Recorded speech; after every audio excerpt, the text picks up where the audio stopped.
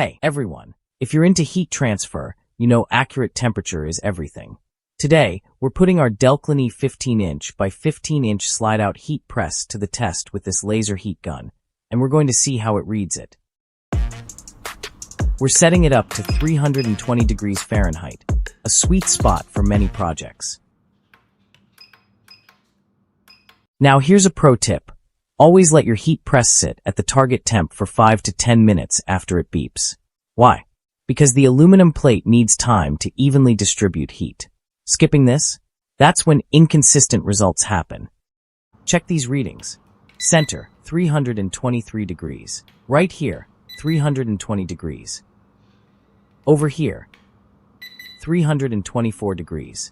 All within 15 degrees of our target. That's rock-solid consistency. Now watch the edges. 319 degrees. 313 degrees. 312 degrees. Still just 15 degrees off. No cold spots. See, cheaper presses often drop 30+ degrees at the edges, ruining transfers. But Delclynee's dual-coil heating system wraps heat evenly around the entire plate. No weak zones.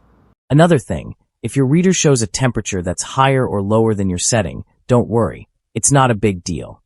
Just adjust the temperature so the actual reading matches what you need. If your thermometer showed 290 degrees Fahrenheit on one side and 340 degrees Fahrenheit on the other, these two positions are so close to each other, well, that's a huge problem. Means your transfers would be half perfect, half washed out. But if temps are consistent like ours and you still get patchy results, try adjusting pressure, time, or check your heat transfer vinyl. It might be the culprit. Thanks for watching. Stay confident, stay creative, and trust your heat press. Happy pressing.